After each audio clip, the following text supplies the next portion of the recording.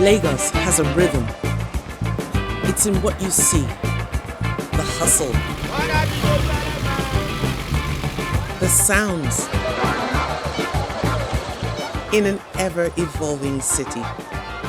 Today, I'm meeting with Tanaz Banam, CEO of Lost in Lagos. Their monthly magazine and website unravels what's new, trendy, fresh, and at the forefront of food, lifestyle, and retail in Lagos.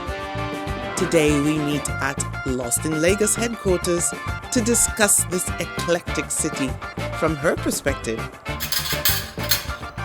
And later, a special treat when Tanaz invites me to her home for a taste of beautiful home cooking from Iran. Tanaz, welcome to Food Journey. Thank you so much for having me. It's a real joy for me today to talk to somebody who I think probably knows Lagos better than the average Lagosian. Am I right? I probably do. Yeah. Well, we're all going to get lost in Lagos today, definitely.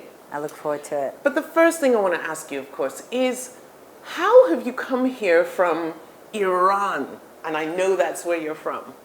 It's been quite a journey, and you never know where life takes you, right? I left Iran when I was 4 years old, ended up in the UK, and lived my childhood in the UK, moved to the US. After I finished university, I lived in Paris for a year, did my master's there, and then ended up traveling around the world for my work. And this was my last stop. And I guess that's where that journey ended and my new one began. And one thing led to another. 13 years later, I'm still here. So with this penchant for traveling and enjoying other cultures, do you think that that's one of the driving forces as to why you wanted to get into this kind of business at all? For sure, 100%. That's exactly what drove me to this business. I mean, I traveled to so many different countries. I traveled 11 months out of the year for 3 years straight. So I lived in about 10 different cities over those 3 years. And the only way I could feel at home was if I discovered the city. And I really depended on guides, on magazines, whatever gave me information where I could find my favorite place to go have a coffee or a spot for drinks or just to buy some souvenirs, whatever it was. That's what made me feel like I could make that city my home, even if it was temporarily. And when I came to Lagos, I didn't have that. I didn't have the access to information. There was very little information. It wasn't that there was a whole range of businesses that I had to discover thanks to my friends. I had to actually do that on my own because they didn't know the city very well. And so I really pushed myself to discover it and explore it. Through that, I discovered that there was a whole another city out there. And then people would contact me. Where can I get candles? Where can I get bed sheets? Where can I get, I don't know, fabric for reupholstering, anything. And I just knew where to tell them to go. And that's how I started compiling a list of, or a directory or a guide to these kind of places. And I thought, I'm getting harassed by my friends now, calling me all the time. Let me put it in a place where they can access that information without having to contact me. And that's how Lost in Lagos started. Lost in Lagos magazine is 5 years old, and the free publication's ethos is to transform you from simply existing in Lagos to rediscovering it, loving it, and living it. Everything from where to have the best eating experience to how to put yourself first, the best culture, and the latest trends in retail. It's really a great read. When you're actually out and out doing your job, how easy or difficult is it navigating Lagos? I know that you can go down a wrong street in your car and feel, oh gosh, I'm lost. Even with the maps, one can get a little confused sometimes. What is the actual process by which you go out and look for places? It must be a Herculean task. Oh, I sometimes don't purposely go out and look for places. I accidentally come upon them. And I think that's why I love getting lost in Lagos. I mean, no pun intended. But I actually really enjoy that part of it because still till today, I mean, you have your businesses on the main street, but there are so many that are just intertwined into all the Nooks side and streets. crannies, Exactly, yes. and that's the beauty of Lagos. But that's also how I discover so many new places, by just driving down the wrong street and coming across a little boutique shop or a little cafe and just popping in and just and popping seeing in what's and there. discovering these gems. And there are so many businesses in Lagos, so many, and they're not all going to be discovered just, you know, by word of mouth. You actually have to make a little bit of an effort, and To we go do and that for you. find them. Yes, exactly. Fantastic. But Exactly. Lagos is not, well, Nigeria. Would you say that it's a tourism town? Because when I think tourism, Lagos doesn't spring to mind. Business springs to mind. But then again, we have Dubai, where it's business central, but it's also tourism central as well. What do you think Lagos lacks or needs to draw it into that full tourism spectrum? The most common answer anyone will give you is infrastructure. And I think that is a big one, obviously. Like, you need to have lights 24 hours, 7 days a week. You need to have working traffic lights. You need to have roads without potholes. All of these make for a smooth transition into tourism. It's not a touristic city, but I think that's why it makes it interesting, because people wouldn't think to come here. But when they come here, they realize, my God, the city's amazing. It's so full of life, so much energy. And I think that's what draws people to this city. We're not Dubai, and I don't think we want to be Dubai, because Dubai was built to be a tourist hub. We are incorporating tourism into Lagos rather than the other way around. I've got to ask you some questions about food in Lagos. There are many different strata of types of food, where to eat, who eats where. And you have managed to find a lot of places to eat on every level. Would you say that Lagos is a place where everybody can find some place that fits and still feel trendy and still be eating things that are in the forefront now on menus across Nigeria? I think that the beauty of Lagos, and I think other parts of Nigeria is also adapting to that, is the diversity. And you find people from all over the world here, and because of that you find foods from all over the world. They're bringing foods from all over the world, they're bringing chefs from all over the world. And like cities like New York or London, where you find amazing cuisines. I mean, I've had some of the best Lebanese food here, some of the best Indian food here. Of course, Nigerian food is a given.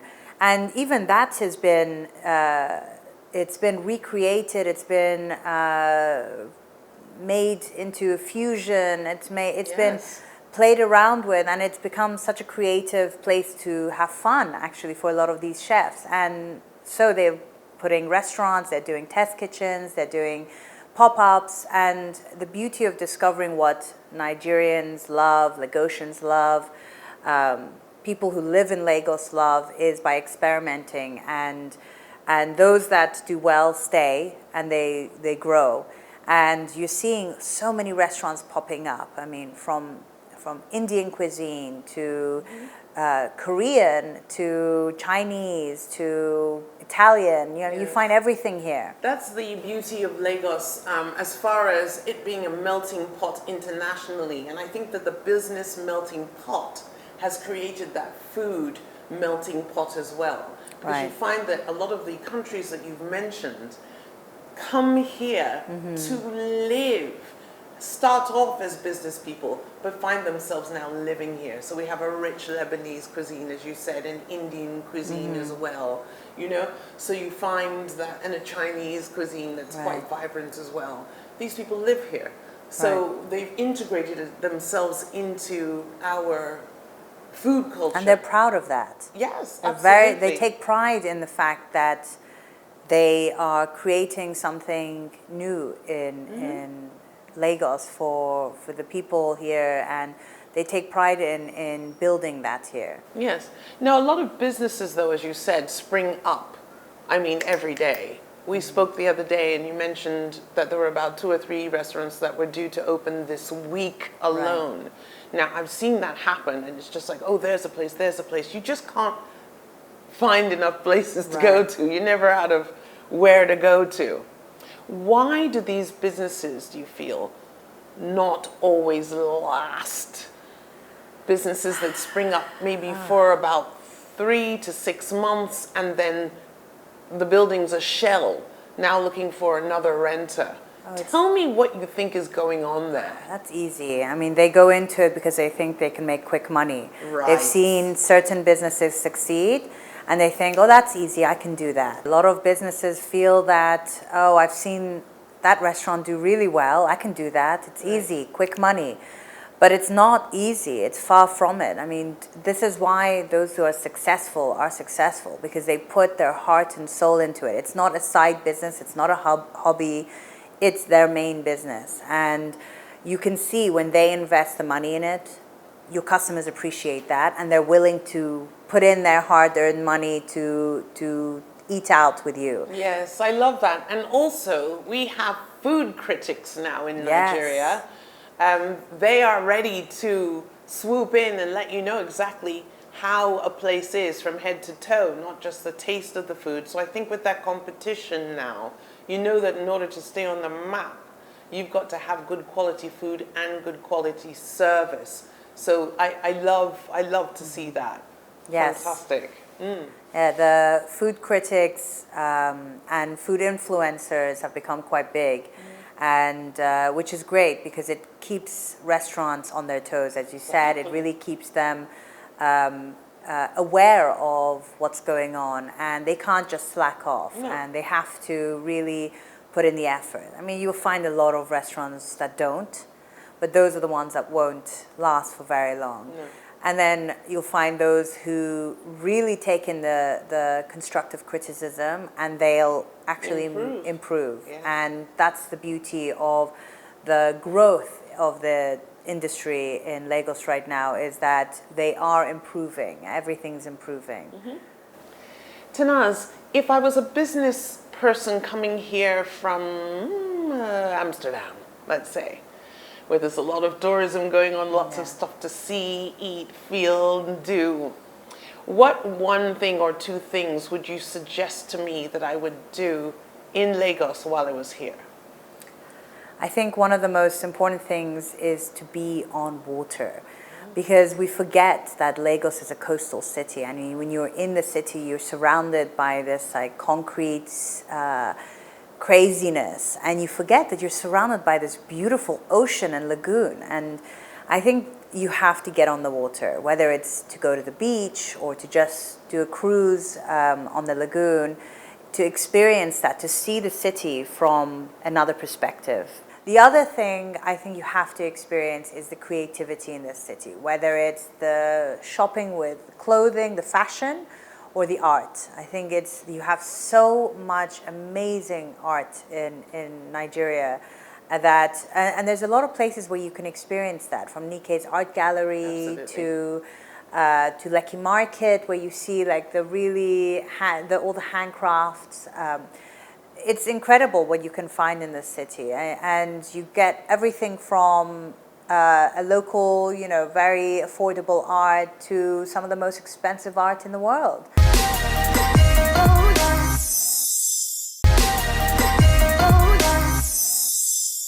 Tanaz, here's a trick question for you. Okay. You excited for that one? No. If Lagos was a spice, what spice would it be? That's actually quite easy. Oh! I would totally say yaji, suya powder. Yes. I think it's the perfect way to describe Lagos. It's got the spice, which is the kick, which is totally Lagos. It's got the ginger, which is a little exotic. You got the kuli in there as well. Yes, which is from the north. That's a great choice. Spicy with varying degrees of heat. That's Lagos.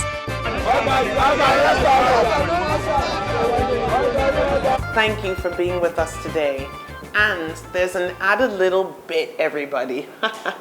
We are not finished yet. I have the pleasure of having been invited to your house so that I might taste of your beautiful Iranian food. My mom's actually taught my cook everything, so he's actually become quite the Iranian cook too. Uh-huh. So now I'm excited to have you try some Iranian food, and she's very excited to cook for you. Well, I can tell you I am super uber excited to have anything to do with food that I've never tasted before. So this is going to be a terrific experience, don't you think, everybody? In the house next door, where Tanaz lives, her mum is waiting to usher us into her kitchen, where she's going to prepare some amazing food. I'm excited. Sonia? Hi Sonia, nice to meet you. Nice to meet you. Please coming to our kitchen. Ooh, time to eat some Iranian food. Yes, darling. Yes, darling. Sonia, this is our kitchen. Oh, this is a lovely big kitchen. Yes. Isn't it, Sonia? Yes, welcome. Because Thank we you. have a big family. Big family, big kitchen. And on the menu today, Today I make lubia polo. It's mean rice and then green beans and then minced meat. Mama's been busy creating a basic meat and tomato sauce to be coupled with green beans and a special spice, saffron. Saffron oil. Yeah, it's not oil. It's just the saffron. Water and saffron. Saffron, yeah. Very expensive spice And indeed. look at, smell it. Smell it. And that's why this gold, red gold, it's make your the food is more delicious. And then yeah, let's cook. Huh? Are you ready? I'm ready. Okay. I've been ready. Okay, darling. First, basmati rice is put on to boil. I know that rice and kebab are one of the main Iranian foods. Yes. Yes, am I correct? Yes, you are correct. And then the kebab, we call it chole kebab. It's very famous, famous to everywhere. Right. And then actually it's international food, you know, and hopefully one day I can make it for you. I'm coming back for that. I grew up only eating Iranian food. Right. So for me, that's regular food. It's That's home. it. It's that comfort food. There are actually two ways to make rice. Right. There's the long way, where you Right. boil the water and then add the rice and then drain it. And then there's the quick way, where you let the rice cook in the water. And when you cook the rice the long way, we make something called tadik. This is like the gold of the Iranian meal. But we fight over tadik. And tadik is basically the burnt part of the rice. Yes, we have that here too. We call Oh, it do the you? carpet, yes. and everybody wants it. Yeah, Burnt exactly. crispy part. But what the other way thing we do is we add bread at the bottom. Before we put the rice back in, we put Yeah. bread at the bottom. Wow. And then we put the rice on top of the bread, so the bread cooks with the rice. So you cook And like it's a crispy. crust. Yes, a Yeah. crust, exactly. So it's the most It's sought after part of the rice. And we are going to test it today. But definitely something we added all the time to our food. Iran is definitely on my food travel bucket list. With historical influences from other countries like India, common spice traits like saffron, and techniques, as we are about to see, are shared. The mainstay of recipes in Iran are rice dishes and varieties of kebabs and breads, making the eating experience here very unique indeed. Spicy, but not hot.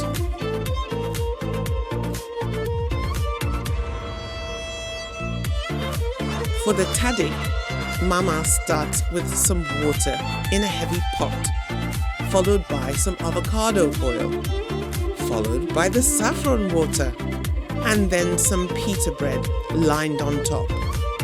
As it begins to bubble, Mama watches and removes it just in time to begin the layering process of stew and rice. Wow, Mama, I see you're layering. Yes. This is the part that's really interesting to me. It's almost like you're making a biryani.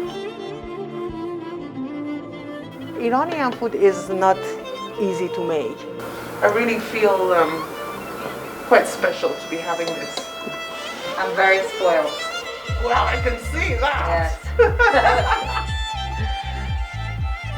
Look at how Mama releases steam by making little holes in the rice, and the gorgeous yellow-orange of the saffron can clearly be seen, sparkling.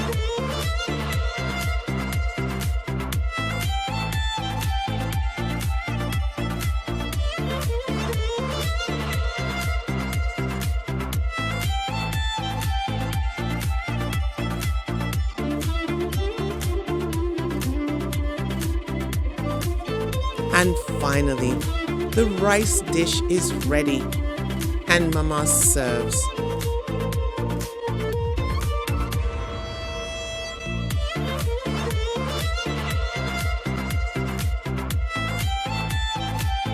The tadik is crisp and deep brown.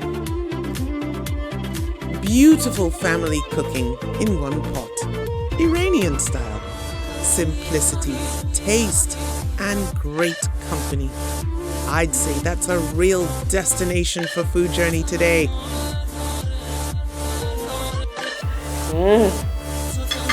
And look at that beautiful plate. Yum, yum. The Iranians said anytime you want to eat something, they said Nushajan. Lovely. So, Nushajan. Nushajan. Cheers. Sure.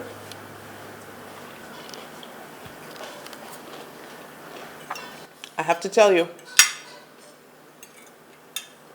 that saffron, the coolness of the cucumber and yogurt with the rice just packed with excitement. It's something I've never tasted before, but something new, and I love it. Thank you. Well done, Mama. Thank you. John. Thank you. Nushajan. Delicious. The time when I have to say goodbye. I want to thank everybody at the table, especially Mama and Tanaz and your dear husband for opening up your home to Food Journey and allowing us to come in and have such a delightful and precious and lovely, lovely meal. Thank you for coming. We've got a lot of eating to do, so we're going to say goodbye from Food Journey, and we'll see you next time. Bye. Bye.